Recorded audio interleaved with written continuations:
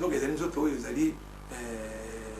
purifier, sanctifier et toute la puissance ne sekawana to benga yango mausolée pour nater et bon minzoto na oya musumi oya memeki nzambe tata mozalis donc sekawana sengete atako nani toti le kumu mingi te pour ya makoki ya ko bon seka na bibi que plus tard to ko so makoki pour na bosela ko mo monene na sekawana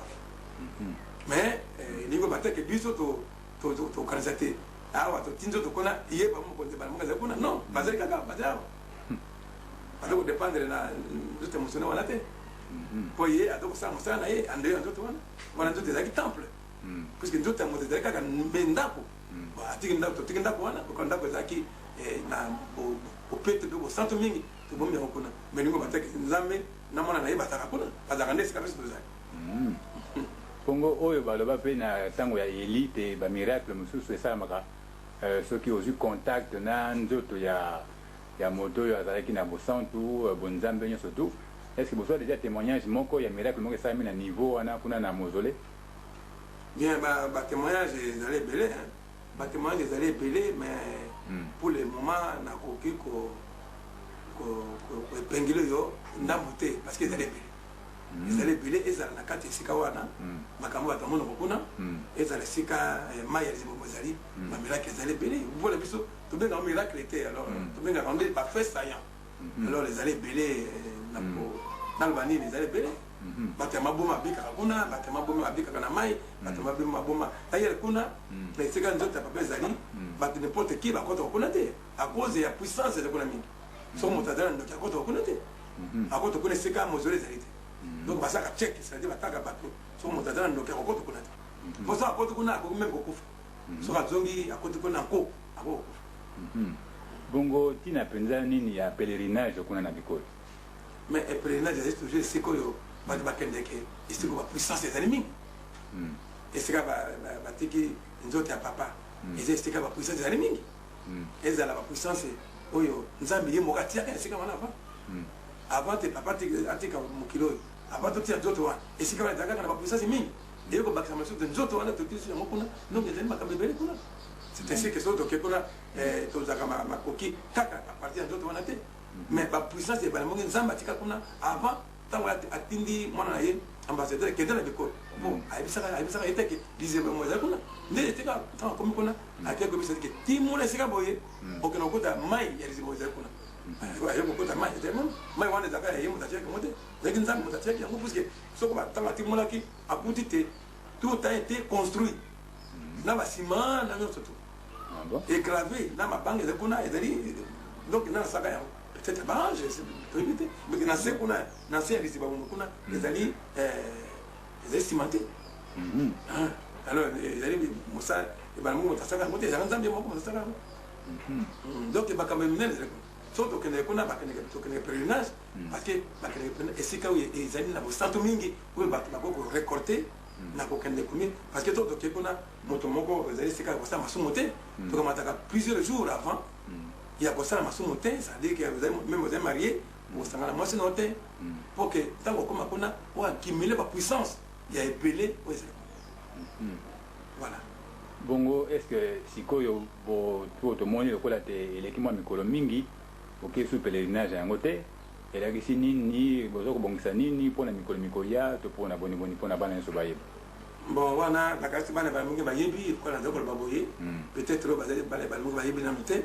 mais oyebi makambo ya nzambe bato so bakotisi makambo ya mokili babebisi makambo lokola mwana ya papa ya musuni ok papa alobaka te mwana na bana oyo abota na musuni moko te na bango akoko bénéficier ntango makambo ya bana mongo ekoya makasi ekoya minene na bisengo ya somo soki azali kolanda ibana monge nzambe na bosolo te bako bénéficier te mais sikoyo mwana wana aweli alobi ke loko na ya tata na ye ami piki kuna alobi ya biloko na ye oke abosani ke te biloko na ye ya tata na ye te eza biloko ya nzambe tata mozalisi alors mokolo mosusu soka comprendre te akozwa makambo na ibana monge mo c'est pourquoi lokola weli papa ya ibana monge abisi ngai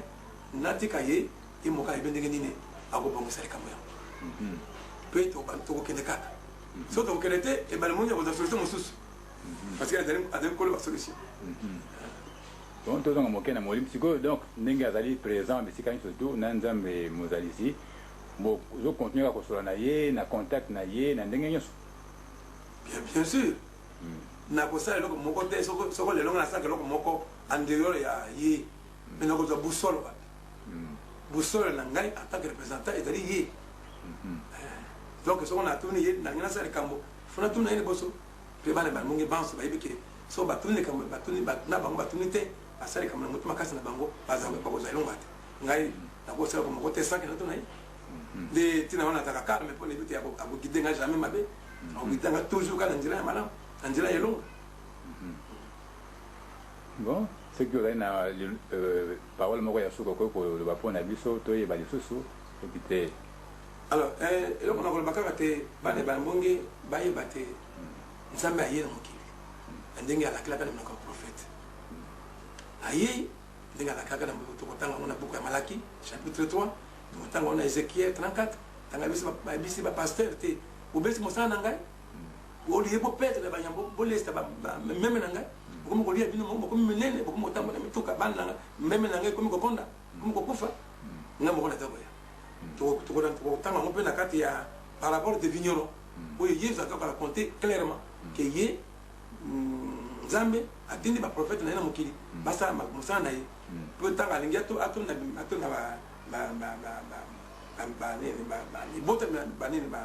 ba fruit elanga na ye ba bomi bato ya da kotinda hein na elanga na ye mais si malbité soko boy mana mana tanga mwana na moko aka ngotala makambo na ngai na mokili elanga na ngai ne bato tanga ye ba bomi ye lokola mais tanga ba bomai zamba osani ye zalba kiti tanga ba bomanga tatana nga osani ni akoya na mokili donc parabole de vigneron et zalika na ndimbola te Yesu ayebisi polole te bato babebisa ke misala tatana na mokili ye moka koya baraka aye pa musulite lokola bana balongo bayebi